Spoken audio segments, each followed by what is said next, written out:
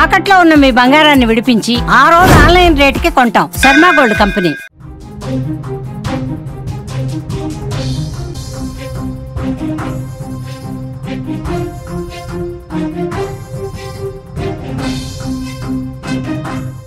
AP Telangana రాష్ట్రాల్లో విస్తారంగా వర్షాలు పడుతున్నాయి. వాయుగుండం తీరం దాటింది. 2 రోజుల పాటు భారీ వర్షాలు కురవనున్నాయి. తీర ప్రాంతాల్లో 40 నుంచి 60 కిలోమీటర్ల వేగంతో గాలులు కూడా వీస్తాయి. పలు జిల్లాలకు రైన్ అలర్ట్ ప్రకటించారు. ప్రాజెక్టులకు వరద నీరు భారీగా చేరుకుంటోంది. జాగ్రత్తగా ఉండాలని అధికారులు హెచ్చరిక జారీ చేశారు. వాయుగుండం ప్రభావంతో ఏపీ తెలంగాణ 2 రాష్ట్రాల్లో విస్తారంగా వర్షాలు కురుస్తూ ఉన్నాయి. నైరుతి రుతుపవనాలు వాయుగుండం ప్రభావం వల్ల 2 తెలుగు రాష్ట్రాల్లో భారీ వర్షాలు కురుస్తున్నాయి. అతి భారీ వర్షాలు కూడా కొన్ని చోట్ల కురుస్తున్నాయి. లోతట్టు ప్రాంతాలు జలమయమయ్యాయి. కృష్ణా గోదావరి నదులకు వరద ఉధృతి పొంగి ప్రవహిస్తోంది. మరోవైపు వాయుగుండం ఈరోజు ఉదయం ఒడిశా ఉత్తర కోస్తా సమీపంలోని గోపాల్పూర్ వద్ద తీరం దాటింది. తీర ప్రాంతాల్లో 40 నుంచి 60 కిలోమీటర్ల వేగంతో గాలులు వీస్తున్నాయని వాతావరణ శాఖ అధికారులు చెప్తున్నారు. ఈ వాయుగుండం ప్రభావంతో మరో 2 రోజుల పాటు ఉరుములు మెరుపులు వానలు పడే అవకాశం ఉంది.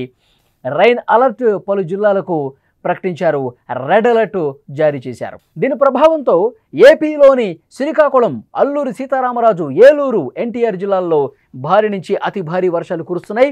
కోస్తా జిల్లాల్లో అయితే తేలికపాటి నుంచి మోస్తరు వర్షాలు కురిసే అవకాశం ఉంది. వాతావరణ శాఖ హెచ్చరిక నేపథ్యంలో మత్స్యకారులు సముద్రంలో చేపల వేటకు వెళ్లకూడదని సూచించారు.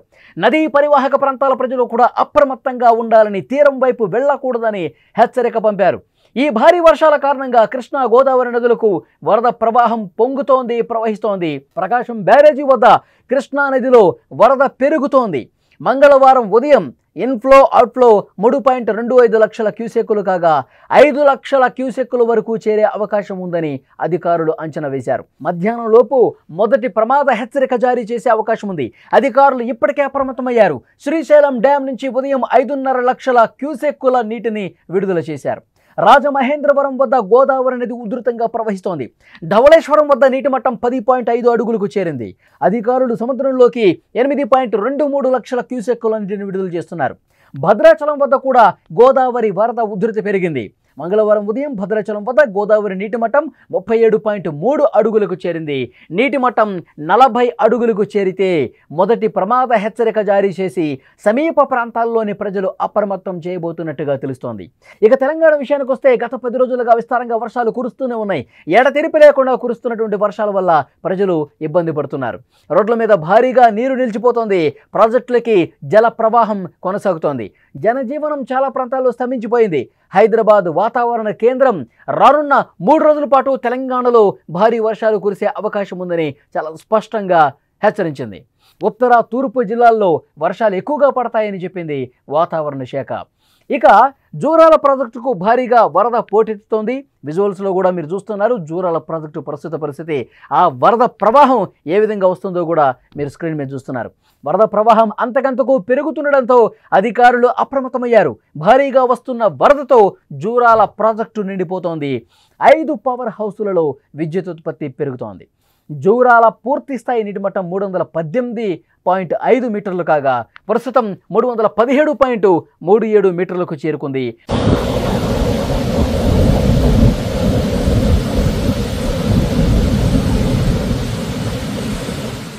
రెండు తెలుగు రాష్ట్రాల్లో కూడా ప్రస్తుత పరిస్థితిని మీరు చూస్తూ ఉన్నారు. ముఖ్యంగా ప్రాజెక్టులన్నీ కూడా జలకళను సంతరించుకునే ప్రాజెక్టులోకి భారీగా వరద నీరు ఒక ప్రమాదకరంగా పొంగి ప్రవహిస్తున్నటువంటి దృశ్యాలే మనకు కనిపిస్తున్నాయి. దాంతోపాటు లోతట్టు ప్రాంతాలన్నీ కూడా జలమయమవుతున్నటువంటి పరిస్థితి ఉంది. వాయుగుండం ప్రభావంతో వర్షపాతం భారీగా నమోదవుతోంది. పూర్తిగా తీరం దాటినటువంటి నేపథ్యంలో వాయుగుండం విపరీతంగా వర్షాలు కురుస్తూ ఉన్నాయి. ముఖ్యంగా ఆంధ్రప్రదేశ్లో శ్రీకాకుళం జిల్లా నుంచి మొదలుకొని ఎన్టీఆర్ జిల్లా వరకు వర్షపాతం నమోదవుతుంది. ఇటు తెలంగాణలో కూడా చాలా ప్రాంతాలు హైదరాబాద్తో పాటు చుట్టుపక్కల ఉన్న జిల్లాల్లో కూడా భారీ వర్షాలు మరొక 2 రోజుల పాటు కురిసే అవకాశం ఉందని తెలుస్తోంది.